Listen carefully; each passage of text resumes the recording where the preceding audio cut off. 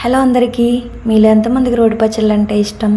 So అది రోటి పచ్చడి అయితే చాలు, ఎలా ఉన్నా తినేస్తాను అనే వాళ్ళ లిస్ట్లో నేను కూడా ఉంటాను. ఏ వెజిటేబుల్తో ట్రై చేసినా రోటి పచ్చడి చాలా బాగుంటాయి. ఈరోజు నేను క్యాప్సికమ్తో చేశాను. క్యాప్సికమ్ తినని వాళ్ళకి ఇది ఒక బెస్ట్ ఆప్షన్ అని చెప్పొచ్చు. సో ఫస్ట్ అయితే బాండీలో ఆయిల్ వేసుకొని అందులో కొంచెం శనగపప్పు, ఆవాలు, మెంతులు, జీలకర్ర, ధనియాలు, కొన్ని పల్లీలు, ఇంకా కావాల్సినంత కారానికి ఎండుమిర్చి కూడా వేసుకొని వేయించేసుకొని తీసుకోవాలి. అందులోనే ఒక పెద్ద సైజ్ క్యాప్సికమ్ కట్ చేసి వేసాను.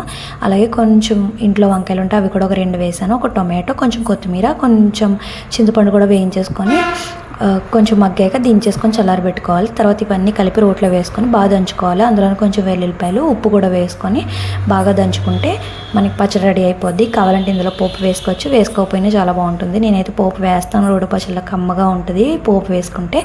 అందులోనే పచ్చి ఉల్లిపాయలు, కొత్తిమీర కూడా యాడ్ చేస్తాను అనమాట. సో మీరు కూడా ట్రై చేయండి, ఎలా ఉందో కామెంట్ చేయండి. బాయ్.